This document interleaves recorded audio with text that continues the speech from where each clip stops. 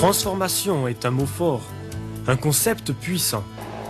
Mais que veut-il dire en rapport avec une société? Est-ce que l'ADN spirituel d'une communauté peut être altéré? Si oui, quel genre produit-il? Dans ce programme, nous essaierons de répondre à ces questions importantes et à bien d'autres. Nous allons visiter plusieurs communautés dont les rues et les institutions ont été balayées par le Saint-Esprit. Nous allons examiner aussi bien les causes que les effets de ce grand phénomène impressionnant. Pour faire ce voyage, nous allons rejoindre le chercheur George Otis Jr., un homme qui a passé des années à étudier les signes qui mènent à la transformation d'une communauté. La transformation d'une communauté est un concept avec lequel beaucoup de chrétiens se battent. Mais d'où vient cette difficulté? Ma propre observation est qu'elle vient en grande partie des limitations de notre propre expérience de la vie. Demandez aux chrétiens s'ils ont expérimenté un réveil spirituel. La plupart vous diront oui. Demandez s'ils sont certains qu'une grande croissance de l'Église peut se produire et ils vous citeront des exemples spécifiques. Mais ce que personne n'a expérimenté, au moins dans le monde occidental, c'est une transformation profonde et étendue de sa communauté. C'est pourquoi nous nous imaginons que cela est impossible à atteindre. Mais ceci, est-ce une conclusion valable? Je vous invite à parcourir avec moi 4 communautés qui ont été dramatiquement changées par la puissance du Saint-Esprit. Ces 4 communautés illustrent fort bien ce qui peut se passer quand Dieu vient dans une ville.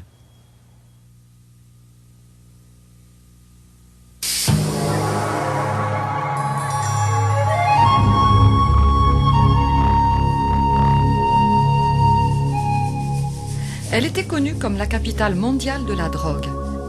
Il faut ajouter à cela la violence, la corruption et toutes sortes de péchés que l'on peut imaginer. La violence était à son paroxysme. L'Église ressentait la pression de ce qui se passait autour d'elle.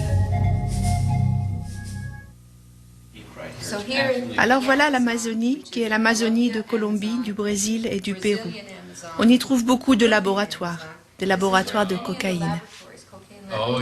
Marcy et Randy Macmillan sont des vétérans qui ont vécu à Cali pendant plus de 20 ans. Ils ont passé au moins 10 ans à l'ombre des seigneurs de la drogue dans cette ville. Ils ont vu les effets dévastateurs du contrôle impitoyable de la mafia. Et cela se passait juste de l'autre côté de leur maison. Lorsque l'argent illicite de la drogue a commencé à se déverser dans la ville de Cali dans les années 80, les seigneurs de la cocaïne ont déménagé dans le voisinage des Macmillan et ont acheté des blocs entiers de maisons luxueuses. Hé, Randy, cette maison-là à droite semble vraiment étonnante. Ce mur doit avoir une hauteur de 15 à 20 mètres. Et qui est-ce qui vivait là? Voici, c'est ici la famille Oruela Rodriguez, les chefs de la mafia de Cali. Lorsqu'ils étaient les maîtres de cette ville par la production et l'exportation de la cocaïne, ils avaient un chiffre d'affaires de 500 millions par mois. Bénéfice pour un seul mois. Mais pour leur sécurité, il leur fallait obligatoirement des grands murs, tant ils vivaient dans la peur.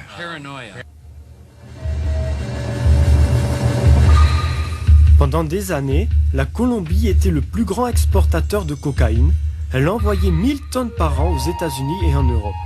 Le service américain de lutte contre la drogue, appelé la mafia de Cali, l'organisation criminelle la plus grande, la plus riche et la plus organisée de toute l'histoire. Avec des milliards de dollars à leur disposition, il était difficile de les atteindre, particulièrement dans la ville de Cali. Ils contrôlent toute la situation socio-économique, politique et même religieuse. C'était terrible. En ce temps, le trafic de la drogue à Cali était l'un des plus forts dans le monde. Les gens mouraient facilement. Si dans la circulation tu te trouvais au milieu d'une fusillade, c'était un miracle si le chauffeur et toi n'étiez pas tués. Les gens de la ville vivaient dans la peur. J'ai personnellement vu 5 personnes tuées à Cali. Beaucoup de journalistes ont été tués parce qu'ils dénonçaient ce que la mafia faisait en Colombie. Les décisions politiques importantes pour le pays étaient contrôlées par l'argent de la drogue. Tous les aspects de la société étaient ainsi influencés. Ça touchait à tout, absolument tout. Ce que vous voyez ici n'est qu'une des 1200 propriétés qu'ils avaient à Cali. Marcher librement dans les rues qui ont connu tant de terreur est un témoignage des changements remarquables qui ont eu lieu à Cali. Mais où est-ce que tout cela a commencé? Cette histoire, tout comme les autres, récit de transformation, est enracinée dans le cœur des intercesseurs. Des hommes et des femmes qui avaient des oreilles pour entendre ce que Dieu disait.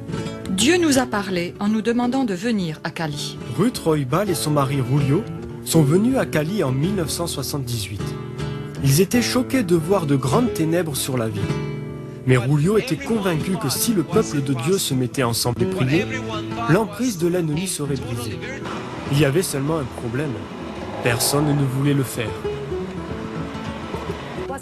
Il n'y avait pas d'unité entre les églises.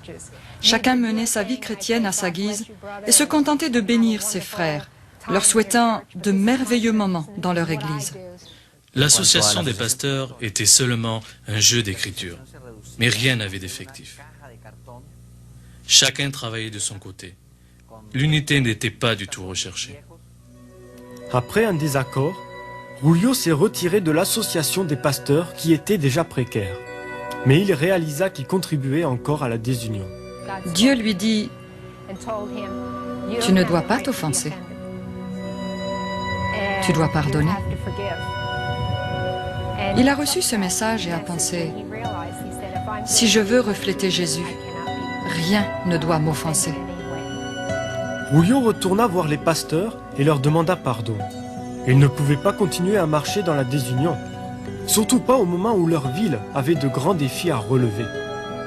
Nous avons commencé à dire, bien, quel espoir avons-nous? Il y a tous ces organismes internationaux, ainsi que toutes les autorités colombiennes contre la mafia de Cali. Mais rien ne s'est jamais produit. Préoccupés par cela, nous avons commencé à prier et intercéder en demandant au Seigneur de nous montrer comment prier. Et c'est ainsi qu'il nous a fait comprendre nos racines spirituelles. Pour saisir la vision de Dieu sur leur ville, les églises locales ont commencé à déterminer les forteresses spirituelles dans leur voisinage immédiat. Voilà ce que nous faisions. Randy trouvait des cartes de la ville. On y trouvait les différentes zones qui se partageaient en plusieurs quartiers. Alors, nous répartîmes les églises dans ces zones selon les quartiers où elles vivaient. Et il nous fallait ramener un rapport sur tous les problèmes observés, des problèmes fréquents et bien établis dans leur zone. Une des découvertes troublantes était la grande implication de la ville dans l'occultisme. Même les patrons des réseaux de drogue étaient des clients des médiums, des guides spirituels. Ils étaient fortement enracinés dans des pratiques occultes et impliquaient les responsables religieux. Cela leur donnait donc le pouvoir, sans compter celui que leur donnait déjà l'argent. Quand ils ont commencé à combattre les forteresses spécifiques de la ville, les pasteurs de Cali sentirent que Dieu les amenait à rassembler leurs fidèles pour une nuit d'adoration et de prière commune. Au début, le problème était que les gens disaient « ça ne va pas marcher, il se peut que les gens ne viennent pas » et beaucoup s'y sont opposés. Et nous avions des responsables qui ont osé entreprendre.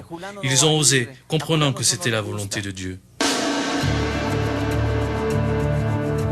En 1995, nous avons eu la première veillée de prière.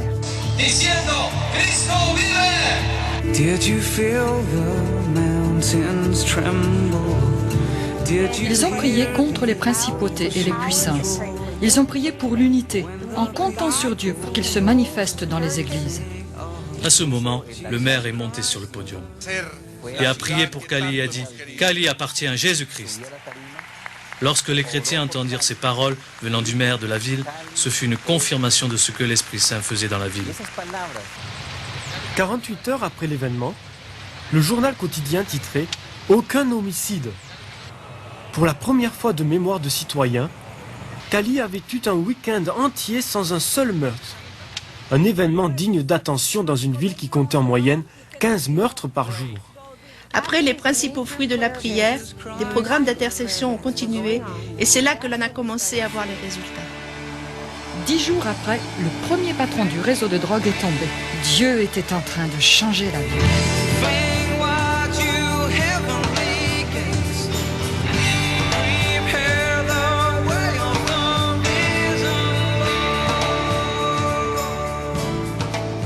Encouragés par l'élan spirituel produit par la première veillée de prière, les responsables d'église ont décidé de louer le plus grand stade de la ville le stade Pascual Guerrero, qui compte 55 000 places assises. Leur foi fut récompensée par la présence de 60 000 croyants venus adorer et prier au-delà des barrières dénominationnelles. Pendant l'été 1995, le gouvernement colombien déclara une guerre générale contre les patrons des réseaux de la drogue.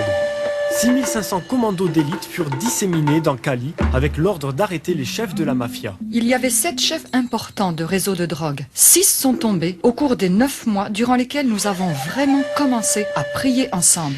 L'atmosphère spirituelle de toute la ville de Cali a changé. Tandis que Julio Roybal était encouragé par la main de Dieu, il y eut de l'opposition dans son propre voisinage. Un voisin en colère à cause d'un droit de propriété menaça de le tuer. Julio disait « Je vais jeûner et prier jusqu'à ce que je sache ce qui se passe. » Alors, il se mit à jeûner et le 3e jour, Dieu lui parla et lui dit « Il t'arrivera un grand dommage, mais cela déclenchera le réveil à Cali. » Je vais vous dire que ce que nous faisons ce soir est une chose très dangereuse. Se tenait une réunion avec l'association des pasteurs, le comité. J'attendais Julio avec les autres pasteurs à 2h cet après-midi. Il nous a demandé de le descendre. Le chauffeur disait non. Laisse-moi t'accompagner jusqu'à la porte. Laisse-moi attendre avec toi. Mon père a dit non. Laisse-moi, je peux marcher. Il est sorti. Il a commencé à marcher vers l'église. 2 tireurs l'attendaient dans une cachette.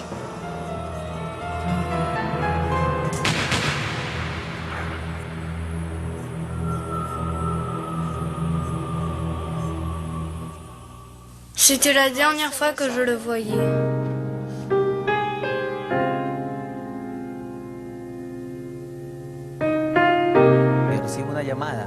J'ai reçu un appel. On vient juste de tuer Julio. J'ai dit oh non, comment peuvent-ils tuer un pasteur? Alors je suis allé sur les lieux pensant qu'il avait juste été blessé. Mais quand je suis arrivé, il était couché de côté comme un bébé. Julio le bruyant, l'homme actif qui ne s'asseyait jamais calmement. Là, il était couché comme un bébé. Quand ils m'ont annoncé cela, ce fut un choc. Je ne pouvais pas croire que cela se soit vraiment produit. Et quand je suis arrivée, son corps était toujours couché dans la rue. Il y avait une flaque de sang à côté de sa tête, touchée par la balle. Le verset qui me fut donné par l'Esprit de Dieu était « Elle est précieuse aux yeux de Dieu, la mort de ses saints. » Quand je me suis avancée, que je me suis assise près de son corps, j'ai su que je me tenais sur une terre sainte. Et j'ai seulement dit « Seigneur, je sais que tu connais tout ce qui se passe dans mon cœur. Mais je dois dire avec mon âme, ceci est bien. C'est ce que tu voulais et c'est bon. » Encore sous le choc, et luttant pour comprendre le but de Dieu dans cette tragédie, des centaines de chrétiens sont venus à l'inhumation de Julio, y compris beaucoup de pasteurs qui ne s'adressaient pas à la parole. Tous les pasteurs se sont approchés. Nous nous sommes embrassés. Et nous avons fait une alliance d'unité, en nous disant que nous ne laisserions plus rien nous séparer. Aujourd'hui, cette alliance d'unité s'étend à environ 200 pasteurs et sert de soutien aux veillées de prière de la ville. Cela a conduit à une transformation radicale de cette ville. La corruption a été très réduite. Les mafias de la drogue ont été brisées dans cette ville. Environ 60 000 personnes sont venues ici pour la nuit entière. Ils ont à cœur de prier pour que Dieu continue le travail merveilleux qu'il a commencé d'accomplir dans cette ville pendant ces 36 mois derniers. Pendant que des milliers d'adorateurs prenaient d'assaut le stade, les forces de sécurité étaient obligées d'en renvoyer 15 000 autres par manque de place. Cependant, ces retardataires commencèrent subitement une marche de prière autour du stade qui dura des heures. Ce que vous voyez ici, aujourd'hui, dans ce stade, est un miracle. Vous savez qu'il y a quelques années, il aurait été impossible pour les évangéliques de se réunir ainsi. Mais Dieu est en train de bâtir son Église et nous allons satisfaire ce besoin au nom de Jésus. C'est ce qui se passe aujourd'hui en Colombie. Il faut que les pasteurs et les intercesseurs aux États-Unis, en Europe et partout dans le monde soient témoins de cet événement. C'est ce que Dieu est en train de faire de nos jours. And we We can see that God you're moving, a mighty river through the nation, and young and old will turn to Jesus. Bring wide you heavenly gates, prepare the way of the risen Lord. Pendant que le royaume de Dieu est venu sur Cali, beaucoup de personnalités sont parvenues à une relation personnelle avec Christ. Rafael Aroa Hamez est le principal chroniqueur sportif de Colombie. Depuis de nombreuses années, il couvre les championnats de football à partir du stade. Je suis ici aujourd'hui parce qu'il y a 6 mois, j'ai connu Jésus et je l'ai reçu comme mon sauveur. Depuis ce temps, je l'adore et je le loue. Quelle comparaison pouvez-vous faire entre l'enthousiasme que l'on trouve pendant les veillées de prière et celui des matchs de foot? Il n'y a aucune comparaison. Pendant les matchs de football, il est normal d'entendre quantité de sifflements et de cris. Ici, on se réjouit du fond du cœur. Avez-vous été un homme heureux ces 6 derniers mois? Quelle différence! J'ai été changé. Je suis très joyeux. Muy gozoso. Very different. I have been changed. I am very joyful. Joyful. It's a different life. Mario Inet est un avocat et un orateur dont les programmes radiophoniques sont diffusés dans toute l'Amérique latine. Après avoir cherché la paix dans différentes organisations du Nouvel Âge, il est finalement venu à Christ. À partir de ce moment, j'ai commencé à trouver une vraie paix intérieure. Je crois que même si je suis un bébé spirituel, la réponse est là dans la Bible. Je sens que j'ai perdu 41 ans de ma vie, mais je sais maintenant que Dieu a un plan pour moi. La nouvelle passion de Mario est d'apprendre les voies de Dieu et de le servir par les médias. Je comprends que Dieu est en train de me dire, tu ne dois plus servir Dieu selon ta vision, mais selon celle de Dieu. Et j'ai dit oui, qu'il en soit ainsi, Seigneur. Ce que tu veux, mais utilise-moi, je veux te servir. Ceux qui ne sont pas sauvés parviennent à la conclusion. Qu'avons-nous ici? Où allons-nous? Quel espoir y a-t-il encore? La corruption règne, la fraude, et tout se termine obligatoirement par une impasse. Et maintenant, ces mêmes personnes disent, il doit y avoir une réponse, il doit y avoir une réponse. Et si l'Église répond, il y a une solution, alors se produit une explosion. Même les autorités de la ville reconnaissent les effets positifs de l'Évangile.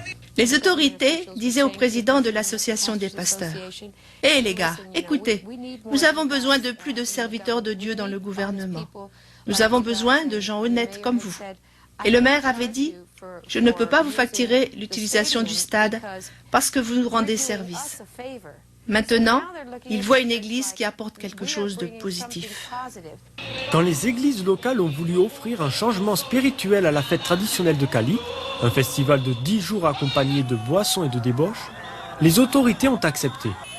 Non seulement ils donnaient gratuitement aux chrétiens le vélodrome de 22 000 places assises, mais ils s'engageaient à prendre en charge la publicité, la sonorisation et la sécurité. Cette nouvelle ouverture à l'évangile est en train d'affecter la société à tous les niveaux. Aujourd'hui, ce n'est plus une chose étrange d'avoir le Seigneur dans nos vies quotidiennes.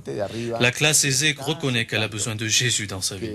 Elle ne voit pas cela comme quelque chose de ridicule. Auparavant, elle pensait que c'était une plaisanterie. C'était la plus mauvaise chose que vous puissiez évoquer dans une conversation. Aujourd'hui, on peut parler de Dieu. Et tout le monde vous respectera et s'intéressera à vos paroles. La croissance explosive de l'Église se produit dans toute la ville, sans tenir compte des barrières dénominationnelles. Demandez aux pasteurs de définir leur stratégie et ils vous diront « Nous n'avons pas le temps pour planifier. Nous sommes très occupés à tirer les filets dans la barque. Le nombre de fidèles grandit. Une Église a plus de 35 000 membres. » Ils ne peuvent pas entrer tous en même temps. Alors le dimanche, ils ont 7 services. Ils ont un culte à 7 heures le matin, un autre à 9, à 11, à 1 heure, à 3, 5 et à 7 heures la nuit. Quelle explosion, et particulièrement dans cette église. Est-ce que les choses se passent ainsi dans d'autres églises de la ville? Oui, ça se passe aussi dans d'autres églises. Presque chaque église grandit dans la ville de Cali. Il y a partout une faim de Dieu. Vous pouvez le voir dans les bus, dans les rues. Vous pouvez parler à n'importe qui et n'importe où. Les responsables d'église croient que cette fin spirituelle est le résultat direct de leur unité, de leur ardente prière. Ce processus continue avec la repentance et la réconciliation qui balaient toutes les barrières de l'évangélisation. Je crois que l'Église est maintenant très unie et que ce ne sont pas simplement ces problèmes qui ont rapproché les gens de Dieu, mais c'est Dieu lui-même qui a agi dans la ville. Il est intéressant de voir le Seigneur choisir la ville de Cali, une ville qui était contrôlée par de l'argent sale, par des chefs de la mafia et par la corruption. Le choix de cette ville n'était pas certain, mais Dieu l'a choisie spécialement. Et je crois que Dieu a fait cela à bon escient, pour montrer au monde entier et aux autorités des villes de ce monde que Dieu peut transformer une communauté si celle-ci se repent. Le réveil que Julio Roybal a prophétisé avant sa mort a commencé. Sa famille, en célébrant l'unité retrouvée de l'Église et les foules qui viennent à Christ, est réconfortée et honorée pour y avoir contribué. Nous nous sommes rendus compte que Dieu nous avait confié à nous la plus grande chose que personne ne pourrait jamais faire. Et cela ressemble au martyre pour Christ. Nous avons réalisé aussi la responsabilité que nous avons d'exalter son nom, car nous savions que Dieu était en train de faire quelque chose de plus grand encore. Avec sa mort, c'est comme si cela nous a encouragés à vouloir faire la même chose, à abandonner nos vies pour le Seigneur et non pas simplement mourir pour lui, mais vivre pour lui. Cela peut être plus difficile que de mourir pour lui. Est-ce que vous sentez que quelque chose de la vision de votre Père est en train de vivre et de passer en vous? Oui, elle est en nous, c'est une grande partie en nous. Julio avait l'habitude de dire « Je suis immortel jusqu'à ce que j'ai accompli tout ce que Dieu a prévu pour moi. » Et s'il était possible de lui demander « Était-ce utile que tu meurs ?» il vous répondrait oui, parce que c'était là l'aspiration profonde de son cœur. What everyone thought was impossible.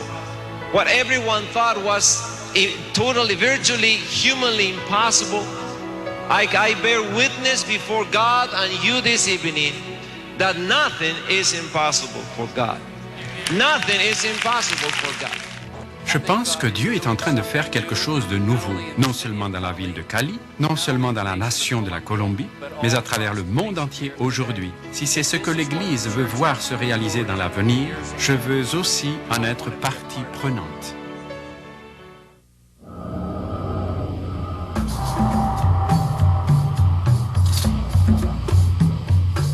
Kiambu est une ville qui avait un sombre passé. En fait, son histoire était la pire de notre pays. Elle était bien connue à cause du viol et de la violence. La ville n'avait pas de croissance, les églises non plus. Personne ne voulait aller dans cette ville à cause de sa mauvaise réputation.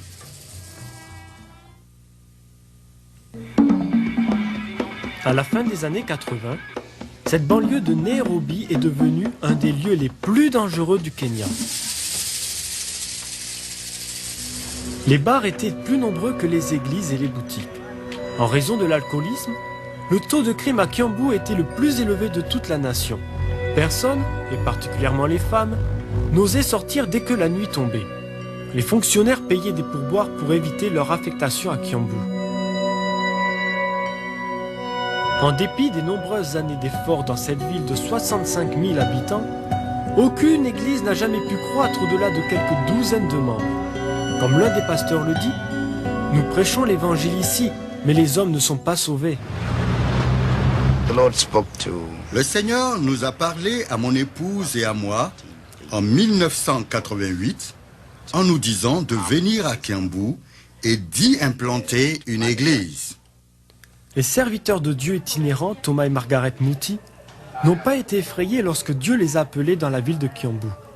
Ils savaient que l'implantation d'églises dans ce cimetière de ministère ne serait pas facile.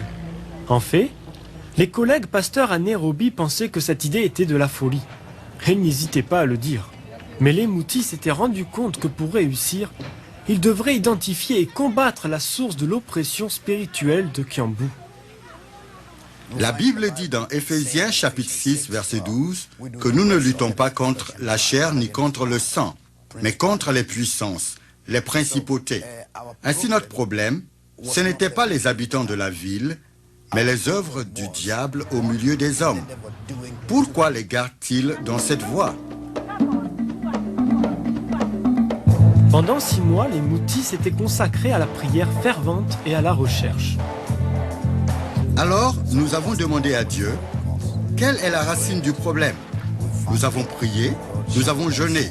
Le Seigneur nous a montré un esprit de sorcellerie qui reposait sur cet endroit.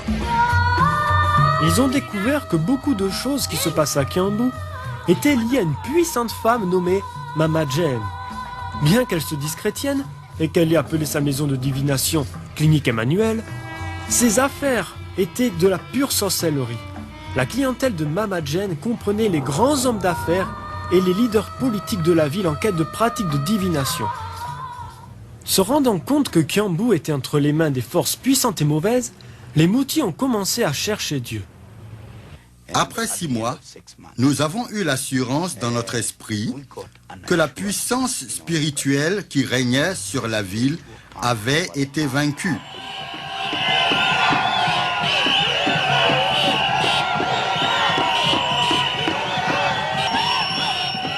Saisissant cette occasion, Thomas fit sa première croisade. Vers la fin de la première semaine, plus de 200 personnes avaient donné leur vie à Christ. Sans tarder, les guérisons et les conversions devinrent des choses communes. Quand le hall municipal ne pouvait plus accueillir les foules, Thomas a amené la congrégation dans le sous-sol d'une boutique voisine. La prière durait 2 tours d'horloge et cette cave fut appelée « caverne de prière ».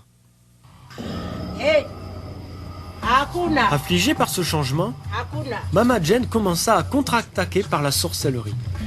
Une grande oppression descendit sur les réunions de prière et de louange. Elle resta jusqu'à ce que les anciens découvrent les œuvres de Mama Jane en dehors de l'église. Ayant réalisé qu'ils avaient affaire à des forces démoniaques, les croyants prirent autorité sur la situation. Un matin, nous avons simplement levé les mains et nous avons prié pour 2 choses. Que Mama Jane soit sauvée ou qu'elle quitte la ville. En quelques jours, Mama Jane fut dépossédée de sa puissance. Elle fit ses bagages et quitta la ville dans les semaines qui suivirent. Dès que cette puissance de sorcellerie qui était sur Kiambu fut brisée, la présence de Dieu commença à venir sur la ville. L'atmosphère entière changea. Alors qu'auparavant, les gens avaient peur de sortir la nuit, Kiambu avait maintenant un des taux de crime les plus bas du pays. Des bars ont été fermés et furent transformés en églises. La ville s'est épanouie. Nous avons vu un changement réel. Et avec la présence de Dieu, il y a naturellement beaucoup de bouleversements. Ce que nous voyons aujourd'hui, c'est la prospérité. Maintenant que Kiambu a du renom, les gens de Nairobi se bousculent pour avoir des maisons là-bas. La population a connu une croissance de 30%.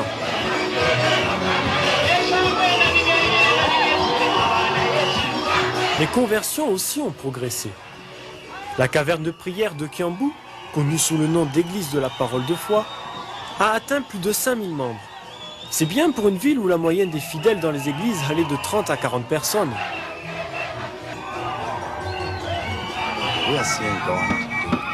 Nous voyons Dieu faire de grandes choses dans cette ville. Nous voyons des vies changer, des criminels, des prostituées et toutes sortes de personnes venir à Jésus. Comme Thomas l'a dit rapidement, la recette pour le succès continu passe par la prière. Prier, c'est communiquer avec Dieu. C'est aussi simple que cela. C'est parler à Dieu qui a la puissance de changer les situations.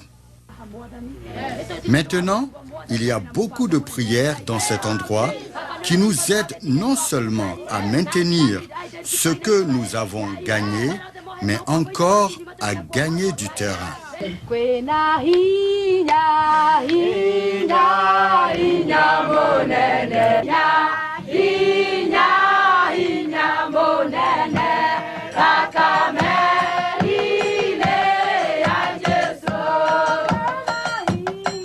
Chaque jour, plus de 400 intercesseurs se retrouvent pour prier. La réunion commence à 6 h du matin. Ils l'appellent leur gloire du matin. Cela est complété par la veillée de prière de vendredi et les réunions de mercredi soir appelées Opération Tempête de prière. La prière produit une puissance et c'est extraordinaire. C'est une puissance qui transforme. Je l'ai vu transformer cette ville. Si Dieu peut le faire à Kiambu, il peut le faire n'importe où dans le monde.